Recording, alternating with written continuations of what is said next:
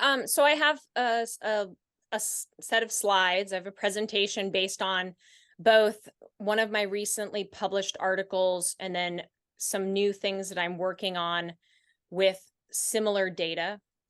If you take my gun violence class in the spring, you will be encountering this data. You will be collecting some of this data. You will learn the ins and outs of gun violence from a certain perspective. And so please ask a bunch of questions after I'm done or interrupt me. I don't know if it's easy for you to do that. I don't know if I'll see if you raise your hand. But I just really want you to get a sense of like how I think about these things. And so I'll share my screen and then start going through my, oh, and another thing I'm going to do right here is I'm going to put in the chat my newsletter where I publish all these data analyses. I'm going to pull these up on the screen as well. But in the chat, if you go here, you don't have to do it now, although you could. You can see where I post real-time data analyses that build off of previously published research, but that are, analyzing questions in real time with data that I have. But first, let's do this thing. Okay, so I think if I share it, no, I'm going to share the whole thing. Okay, yeah, do the whole thing because I think sometimes it messes up if you don't do that. Okay, so maybe you will have read this paper, maybe not, before you came here, but I'll give you the rundown of it. So back in 2020, during the pandemic, I had an observation that I think a lot of people probably had, and it was that there hadn't been a mass shooting in a long time, right? It was like there hadn't been a school shooting because the schools were shut down. There hadn't been a shooting in a mall or a movie theater. And so, that was one of the things I just remember being like, it's been a while. And that's, obviously a good thing. But I also started noticing at the same time that there was an uptick in just routine gun violence. And routine means like, maybe the type of gun violence that happens pretty frequently that we don't hear a lot about, in the news or definitely not in the national news. And so I became interested. Oh God, I've got this stupid thumbnail thing. So, I thought about, okay, there seems to be a little more gun violence, and I lived in Champaign. I still live in Champaign. And so, I started noticing that, and I became interested in this topic of gun violence. And I was coming off of teaching classes in urban politics where the story up until about 2014 was one of cities being the least violent that they had been in American history. And so murder rates were at an all-time low in 2014. There were very few incidents of homicide or even firearm homicide or firearm assaults in a lot of major cities. Now, some cities still had high levels of gun violence, but just like overall nationally, it had really declined. But then by 2020, during the pandemic, by the end of the year, it was very apparent that gun deaths in the United States and mostly intentional homicides, not suicides, had spiked dramatically, coinciding with the pandemic. And so there was this 30% increase in gun homicides in 2020, and that was unprecedented. That was the biggest increase that had ever been observed year over year. And most coverage and research on this really focused on the largest US cities, which is natural because that's where, the majority of gun violence is going to happen in a city that just has the most population. Although large cities, some of them actually have, way lower rates of gun violence than other places. But the focus was really big cities or states, and researchers were trying to find a correlation between things like COVID-19 policies and, like stay-at-home orders and gun violence, or like depolicing, like police kind of pulling out of places because they were, told they shouldn't pull people over because they didn't want to get people sick, or, like they're just kind of like pulling back because of criticisms of the police. And there were a lot of comparisons to the gun violence that was happening in 2020 that was really heightened to the 1990s. And so I just want to say that I became really interested in this comparison, that gun violence today in 2020 was, almost as bad as the 90s, but it wasn't quite as bad as the 90s. And sometimes people would say this in a really dismissive way, like, well, we used to be a lot worse. So we shouldn't really care about this. Or, like I was trying to understand, like, what's a better way to think about the type of gun violence that we're experiencing now. And so I wanted to understand the problem of gun violence, looking at a lot more data than most people look at. And that's because the way to obtain data on like city level gun violence is really difficult. But I've been able to find a data source that is just as accurate as anything else, that provides access to a lot more cities of all sizes. So not just like the largest US cities, but also cities with as few as 10,000 people ranging to over 1 million people. And so I seek to redefine what we think of when we think of urban gun violence, because a lot of people think of big cities like Chicago or Baltimore, but there's actually really high levels of gun violence in plenty of small communities, and it increased in lots of communities as well. And so I use data from the Gun Violence Archive, and anybody can access this data in small chunks to get hundreds of thousands of cases of data. You have to ask them for it, or you have to have students help you collect it. So this is actually what I did a few years ago. Is this Gun Violence Archive scans, it basically trolls the internet for news stories about shootings, and then it also verifies with police department reports. So every time there's a homicide or an injury, a shooting injury that's intentional, that's in the news, the Gun Violence Archive like pulls that information like through some crawler thing and puts it into a database, and it records characteristics, including the location of where it happened, the type of gun that was used, usually the age of the victim if they can find it, although that's not always there. And so I analyzed all of these incidents ranging from 2015 to 2021. And what I was doing for this was looking at each individual city. This is over 1,300 cities of all different sizes. And I calculated the annual firearm homicide rate, which I summarized throughout this presentation as the FHR. And homicide rates are calculated per 100,000 in the population. And so what I was able to do is have this huge data set of all these cities and find out where did city homicide rates go up.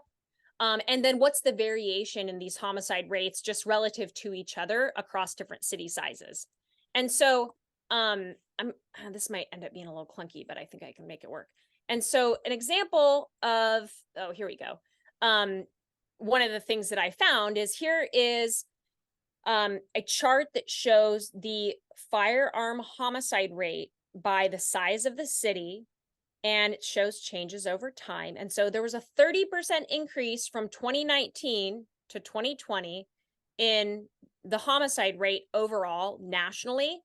And this increase was largely driven by cities that are huge, like over 500,000 people, but also small, major cities with about 250,000 to 500,000 people also experienced an increase, but so did cities that are a little bit smaller. So a minor city is one that I say has 50,000 to 99,000 people. Gun violence went up in cities like that as well. The rates are lower than in really big cities, but there's still been an increase in cities of all sizes. And I think this is important for people to understand, because we tend to associate gun violence as a problem that is mostly relegated to large cities, and it's only in certain neighborhoods, and those neighborhoods are really isolated, and we tend to just stigmatize those neighborhoods as different, like they've got the gun violence, but it's not everywhere. But in a small city, a shooting in across town has a big impact on a lot of people, because people go to school with like the kids, or they might know somebody who's related to the victim, even if they don't live in the neighborhood where it happened. And so small communities are a lot more interconnected, and some of them have higher rates of gun violence than big cities as well. And so that's one thing that I found, is that even in smaller cities, gun violence is really going up. And then so there's also been huge changes in the rate of gun violence in cities of all different sizes. So another thing I found was just, okay, some of these cities, the homicide rate increased like hundreds of times, like 100, 300% in some of these places. Like these are enormous spikes. So even though the spike overall nationally was 30%, in some of these cities, the murder rate increased with a gun increased 300% in just a few years. And so back in 2015, a lot of these cities were experiencing some of the lowest rates of gun violence, but then by 2021, the rate had increased demonstrably. And so that's another thing I look at. That's large cities. And then this also shows the firearm homicide rates in medium-sized cities. These are cities with, 200,000 or so residents. And this shows the increase in the firearm homicide rate in some of these cities. Most of them had increased a lot between, over a span of 6 years. And so this is something that should be receiving a lot of attention, but there's been a lot of, it's not something that you hear about all the time, unless there is a mass shooting, for instance, that really draws attention to gun violence. But mass shootings tend to, they're they get a lot more attention, but they're a little bit different than the type of gun violence that's happening in communities on a regular basis. Okay, and so another thing that I show is that what I want people to understand, and if you read the paper, this will probably make sense, is that when we're talking about gun violence, it feels like a pretty abstract thing. Like, how do we know what a high rate of gun violence is or a low rate of gun violence? Like, what's a good amount? Like, what's a good amount of gun violence to have in a community, right? And so if you look at the average rate of gun violence in OECD countries, and this is the bottom of this chart, in 2021, it was less than 2.6 per 100,000. Okay, so like that's low. That's great. There's very low rates of homicide in, wealthy Western European countries, very low rates. So less than 2 per 100,000, that's good. In 2014, the US had its lowest firearm homicide rate observed, that they have data for, and it was less than 4.0 per 100,000. And that is like very low for the United States. We have lots of gun violence here, typically. And in many places, it was a lot higher. But what this chart is showing is over time, this is how many cities had either no gun deaths, and we're looking at small places too, or had at least one of these aspirational benchmarks. That's what I call them. And so this blue line is showing you just the number of cities out of these 1,300 cities that I looked at that had higher homicide rates that were lower than 4.0 per 100, right here, lower than the OECD average, 2.6, or had zero. Because there are places where there's no gun violence. Some of you may live in a place like that. The guy who's in California out in the desert, you might not have had a lot of gun violence in your town in 2015. But what's changed is now there's very few towns that have zero gun deaths. And these aren't suicides. These aren't accidents. These are intentional fatalities. So now there's fewer that have zero gun deaths. There's fewer cities that are reaching this OECD average of 2.6, which would be amazing if cities had that. And there's also fewer over time that are getting even to like the low valley that we were at in 2014. So we're heading in the wrong direction. And this has happened in a relatively short span of time. And really no one agrees on the primary cause of this because, poverty rates didn't dramatically increase. Although the pandemic caused a lot of financial insecurity, there was also a lot of financial subsidies that people got to kind of offset that. So a lot of people were making a little more money in terms of their unemployment benefits or government benefits during the pandemic. So it wasn't a poverty increase. But, schools were shut down, public places were shut down, people's daily life changed dramatically. There were a lot of changes, in policing during this time as well. So there's lots of theories to explain why this, this decrease over time in the cities that are doing good is happening. At the same time, more cities are meeting these high benchmarks, which are bad.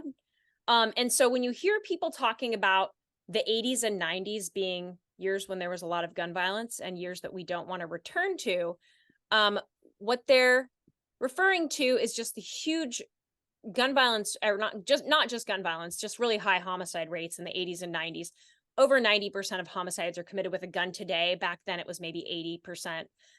But you know, the vast majority are committed with a gun. But back in the 80s and 90s, we reached peak homicide rates in the United States at the national level that were up to 10, a little over 10 per 100,000. So that's bad. That is like a very adverse benchmark if a city or if nationally we're reaching that amount. Similarly, the US peak firearm homicide rate in the 90s was a little bit more than 7 per 100,000. And so by contrast, think about in Europe, it's fewer than 2.6. In the US, negative benchmarks are increasing. So more and more cities have really high rates of firearm homicides. And back in 2021, El Salvador had the highest like homicide rate for any country in the world. It's now actually way down. But at one point they had 52 homicides per 100,000, and more US cities, so that's this blue line. So, you know, we're reaching toward like being as bad as El Salvador in terms of how many gun murders there were in those cities. And so when we compare things to like the height of violent crime in the 1990s, we're really missing out on the fact that many cities have much higher rates of gun violence than were observed in major cities during the 1990s or in the national trends during the 1990s. And so the problem is a lot more dispersed than it used to be.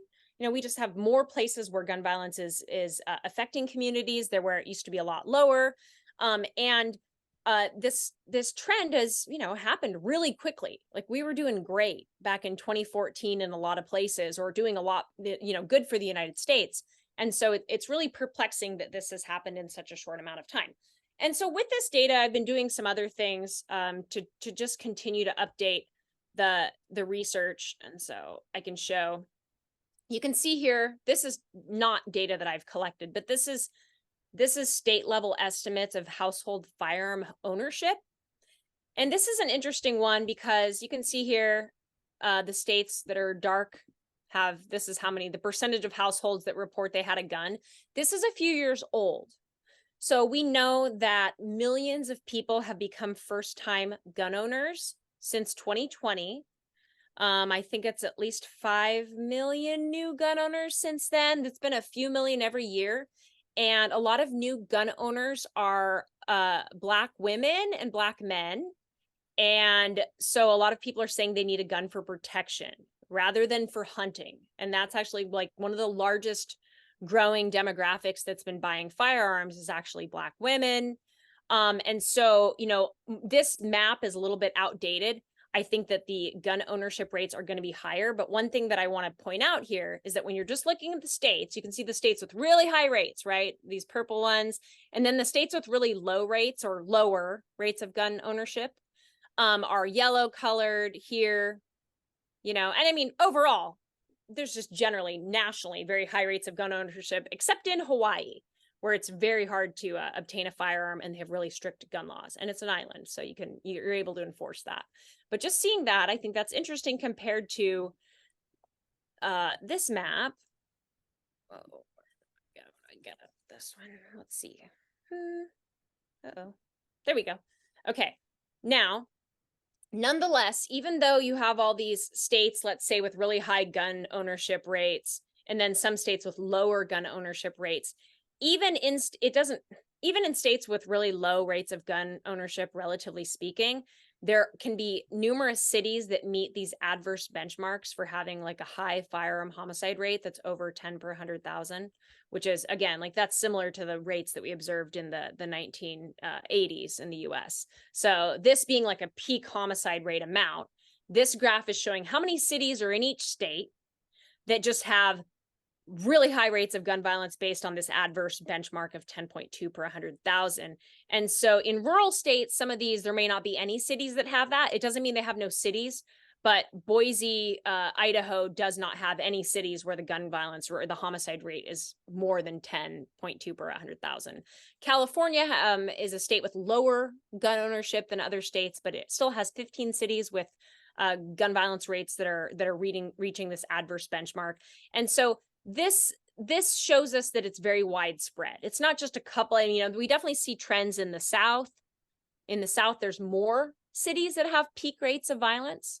In the Midwest region, we see that there's more cities that have this. And then in more rural states, there are fewer cities, people are more spread out, and there are fewer cities that reach these peaks, although there still are some.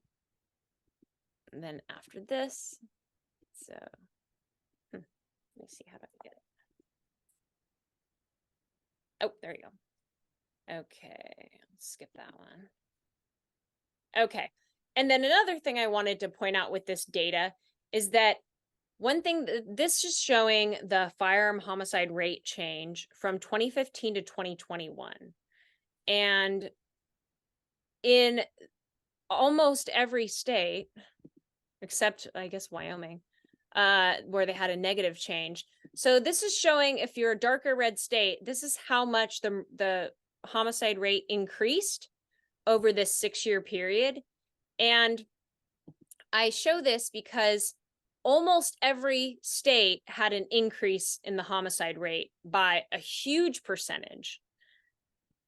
And so, it isn't just, some states with really like lenient gun laws had the increase, or some states with, really high rates of poverty had the increase. Even states, depending on their political differences, their socioeconomic differences, this was a very nationalized trend. So some states, the problem got worse. So, New Mexico had a really big rate change, but there's only a handful of states where the homicide rate actually decreased in cities over this time. And so it's very much a widespread and national problem. And then most recently, I've been looking at data from 2022 and 2023, because this other data ended in 2021, and that was still kind of following this pandemic spike. And so some communities have started to reduce the amount of gun violence they have since the pandemic, when it was just, a especially bad year. But at least 400 cities in 2022 increased the number of gun murders by quite a bit. And so here I highlight some of the cities where then this is just like the absolute number of gun murders. And there's been, some declines. And so in news coverage of, crime trends or homicide rate trends, there's sometimes research that will come out that will show that, like there's fewer murders and things have gone down, but that's only in select cities. So at least 400 cities had higher rates of gun violence in 2022 than the previous year. And now we're looking at 2023 to find out what happened this year. And so the first thing I did earlier in the year was pick just a single weekend, because the year's not over yet. So, in the middle of the year in 2023, I was curious to try to get a sense of how things are going just based on what we know so far. And so Memorial Day weekend is a notorious weekend for gun violence in especially large cities. It's the first unofficial week of summer. Kids are out of school. It's a long weekend. The weather's good. People are partying. People are gathering. And if you picked a single weekend throughout the year, it's the weekend with the most shootings and fatalities. And so this is just a graph showing the number of homicides committed from Friday through Monday over Memorial Day weekend, going back to 2014. And so you can see here in 2014, the all is the best. So this is all. This is counting injuries that don't result in a fatality, but somebody is shot, which is a pretty big deal. And then this counts both shootings and injuries and fatalities. This one is just injuries. This one is fatalities. And so if you look at, 2014 compared to 2023, it doesn't look like a huge increase in just murders, but shootings that happen that don't result in a fatality can still be very serious. And often people survive because trauma surgeons in large cities have gotten really good at treating gunshot wounds. And so if you look at the absolute number of just people that get shot with a gun on Memorial Day weekend in 2023 compared to back in 2014, this increase is enormous. And so I can't the percentage off the top of my head, but it's almost 200%, I think, or 100%. So this increase is very big over time. And this is gave me a little bit of a sense of where we might be going for 2023 in terms of like, are things still going in the wrong direction with gun violence? Now, we don't know yet because we don't have the year-end data, but we can compare what's been going on this summer in cities all across the country to previous summers, because, you can think about like the time between, let's say, Memorial Day weekend is the beginning of the summer, and then Labor Day is the end of the summer. So now we at least know how many people were shot and injured or and killed over this last summer in all these different cities. So we can start saying like, okay, these cities are heading in the right direction. These cities are still heading in the wrong direction, and try to tease out where the problem is the most severe overall. And so let's see this one. This is also an example of Memorial Gun Day violence in select large cities. And these tend to be the cities that have the most, shootings over Memorial Day weekend. I mean, some of this scales to size, but Chicago, I mean, those of you who live in Chicago, it tends to be especially bad in Chicago for gun violence on Memorial Day weekend. I have a series of graphs and posts about this because I was paying close attention to this during, the first weekend of summer in Chicago. And so back in 2019, pre-pandemic, fewer than 30 people were shot over Memorial Day weekend, which, I mean, that still seems like a lot, but it was twice as many in 2023. So, definitely getting worse. They weren't all fatalities. Some of them were just injuries. There was a weekend a couple weeks ago in Chicago where only 22 people were shot and nobody died. And that might make the death statistics look good, but firearm injuries are really serious. So it's something that doesn't always get as much attention. And this just shows other select cities, Philadelphia, Milwaukee. And so you can see, Cleveland, not that many, but there's somebody who's from Cleveland, and it's a smaller city compared to these large cities. And so Memorial Day gun violence was a way to kind of get a handle on, where we're at this year. And then here is a map that I made looking at, this might be hard to look at. I might have to, well, I think I can show it. Like this is gun violence this is where most of the gun violence happened over Memorial Day weekend. And so there was 275 cities that had a shooting. There were 834 people that were shot over a 4-day period in the United States on Memorial Day this year. And you can see Chicago and Peoria had large rates. Other major cities, the size of the circle is how many people were shot in these cities: Houston, New Orleans, Atlanta. And so you can see some of the hot spots where that's happening a lot. And then you can see some of the places where like nobody, not one person was shot in a rural area or a really small town over Memorial Day weekend. Some of these were small cities, but there's definitely a lot of geographical variation in terms of where there are gun violence hotspots that we should be attentive to in terms of investing resources and policies to try to address that. And so what I'm doing now, and I'm going to try to see what I can show you guys, is I have a newsletter on Substack that I use to share research that has already been published, but then I also use it as a place to share analyses that are using new data that just come to mind like on a whim or when I get new information. And so I posted the link to that in the chat. So if you really want to get a sense of like what this research is like, this will give you a better idea than, a Zoom presentation. And I write up explanations, I post graphs. An example of something I did was looking at mass shootings that are committed with and without assault rifles. And so one of the things that, let's see if I can show you guys this. One of the things that I'm very frustrated by in terms of news coverage of gun violence is how often, oh God, that's annoying, sorry. I'm gonna put that somewhere else. Is how often mass shootings get lots of news attention, but gun violence that happens in communities all the time gets a lot less coverage by the national media. And so I was able to just look at all the mass shootings committed in 2023, where there were 4 or more victims that were either killed or injured. And so, there had to at least be a minimum of 4 people to count it as a mass shooting. There are lots of different definitions you could use for mass shooting. Some people use 3 people that are killed. Some databases use 3. The national, like the FBI, requires 4 or more people just to be shot. They can be a combination of deaths and injuries. But this shows all the mass shootings that had happened up through June. So this is over 300, which is obviously a lot. These are all the mass shootings that were committed without assault rifles, so just using handguns. Sometimes they're modified with trigger switches that make it so you can shoot more rounds.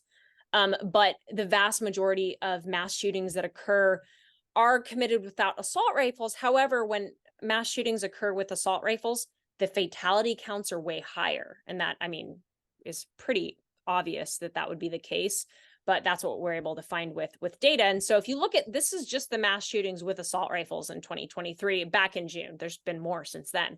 It's a fraction of the number, but the fatality counts are or the victim counts are higher.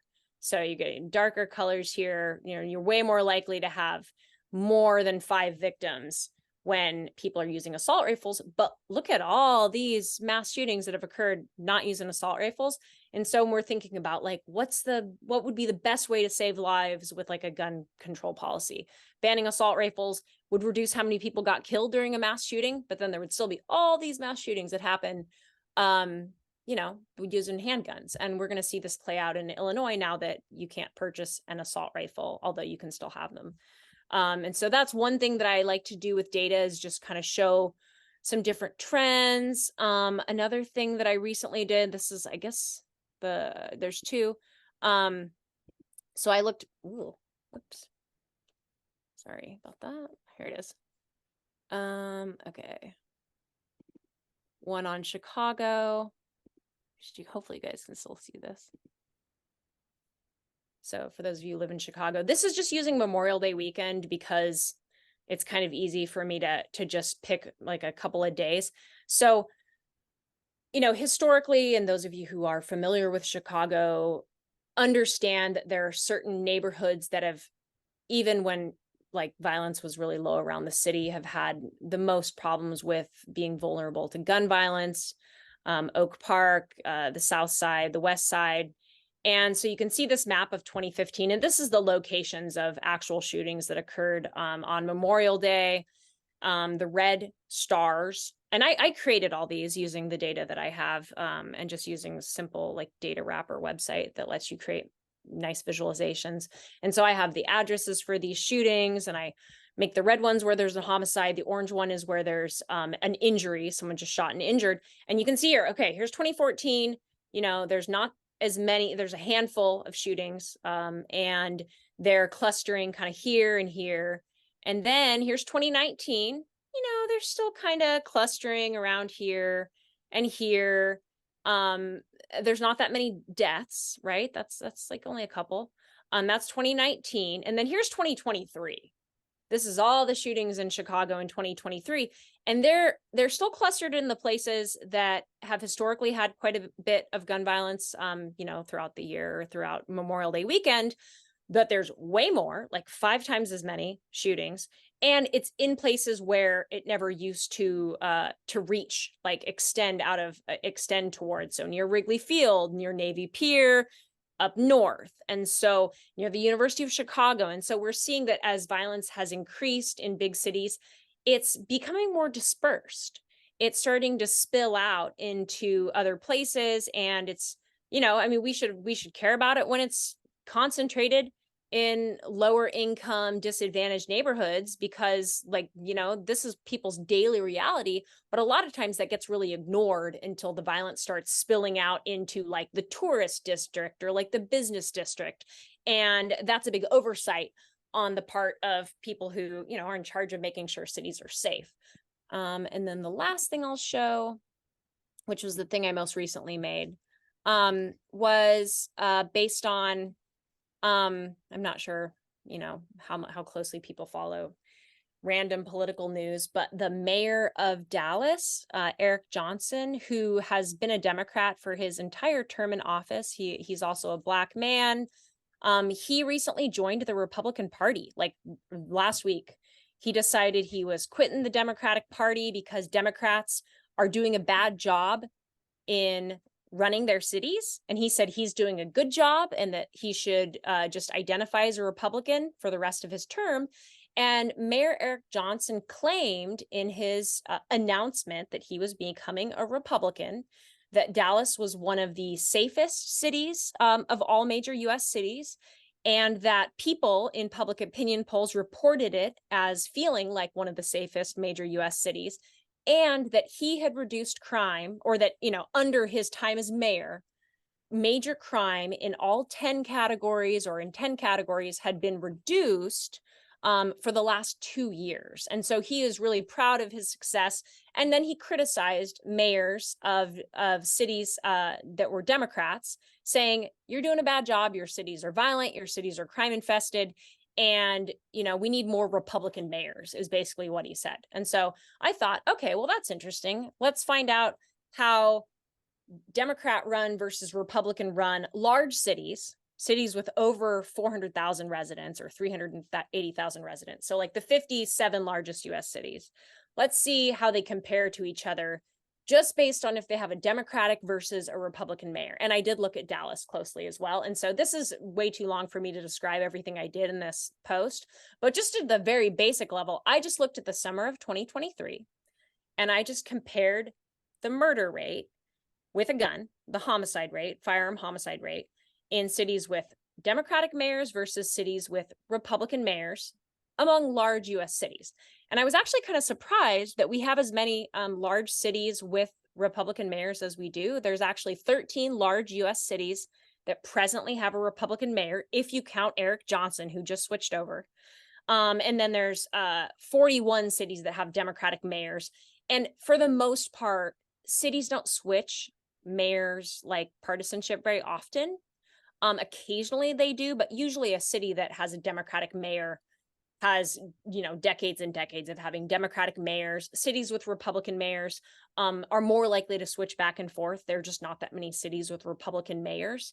And I talk a little bit about where they're located in a second.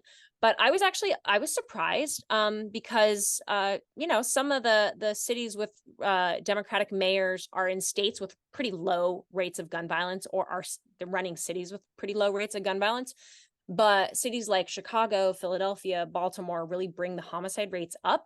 And so this is just showing, this is the firearm homicide rate over the summer in Democratic run cities in blue, year over year since 2019.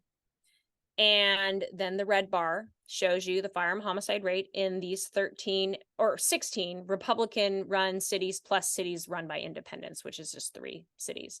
And so the murder rate's going down everywhere, right? Whether you're Republican or, Democratic mayor, but it's lower to begin with in these Republican controlled cities. And so Mayor Johnson had an interesting point, but I will quibble with it a little bit. And I think hopefully I have data to show this. I have it described in here, but Mayor Johnson, what he doesn't say is, yes, the murder rate went down in Dallas over the last few years, but it's still way higher than it was from 2015 to 2019. And the city had a Democratic mayor back then. So, and he was a Democrat for the first couple of years. So like nothing, that's partisanship is a really bad explanation for like the crime rate in Houston or in Dallas, at least, since it was higher under him the whole time he's been mayor than his predecessor. But still, you've got a comparison there. And I won't go through these other things because some of these are like really convoluted. And then here are some cities with the highest gun violence rates in the summer of 2023. And so this is just, based on what I could observe from this summer. The orange bar is the total number of shootings. So this is injuries and fatalities. The red is just the shootings. And this is the rate per 100,000. And so, I mean, the rate per 100,000 is much higher based on the combined injuries and shootings.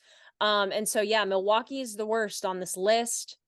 Milwaukee's experienced a big increase in violence since the pandemic. And it was, levels were a lot lower there. And you can see these are the 10 cities of all the large cities where the problem has gotten the worst. And these do all have Democratic mayors. So, that's something.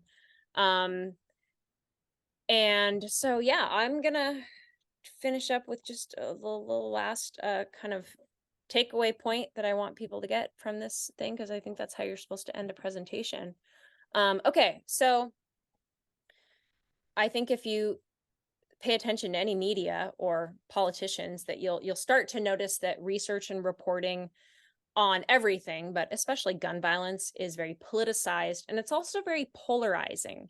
So one reaction that people have to my research is that if they are a really strong gun rights advocate, they tend to assume that, you know, the purpose of my research is to advocate for taking their guns away or something, or to advocate for certain types of gun control policies that they don't like.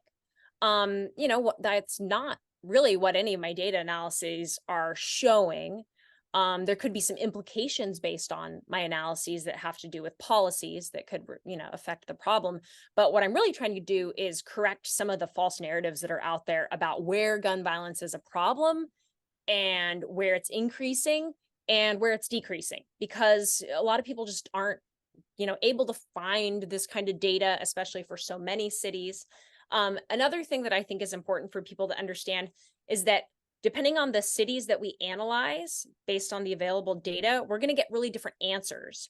So if you just look at, like, for Chicago, for instance, has had fewer murders this year than last year. They're going in the right direction. If you compare Chicago in 2023 to Chicago in 2022, they are going to say things are getting better. But if you compare it to 2014, it's going to seem like things have gotten so much worse. So your frame of reference really matters. Or if you compare, Chicago to another city that's like Los Angeles, where there's very few firearm homicides, because, gun policies are really strict in LA. And they are in Chicago too, I guess. So that's a bad explanation. But, you compare big cities to each other, they might seem, really different from each other. And so our choice of benchmarks is going to shape our understanding of how bad the problem is and where it's a problem. And then the research that we do and how reporters cover it informs the policy solutions. And so the reason I started my own, newsletter to report on the data and the trends that I've been observing is because I was finding that reporters were being kind of disingenuous in how they portray my research. Not always, but just some of them. And I found that very frustrating because they had a certain story that they wanted to tell with my data. So for example, there was one reporter who interviewed me, and he worked for, I think, Salon. And he wanted to use my research to make the argument that big cities were not as violent as small cities, and that's like a right-wing talking point, and really small cities have more gun violence. And my research does show that small cities have experienced more gun violence in recent years, and that we should take that seriously. But the rates are still way lower in small cities than large cities. And so it was kind of a weird way that he used my research, and he kind of cherry picked a few examples to show, like, look, there's higher rates in Lansing, Michigan versus Chicago. But it was, not a very good use of my research to advance a narrative. And so sometimes you have to go straight to, like, who the public would be. And then I think it's important to continue this research because, like, we're constantly shifting our attention to what's important in any political news cycle.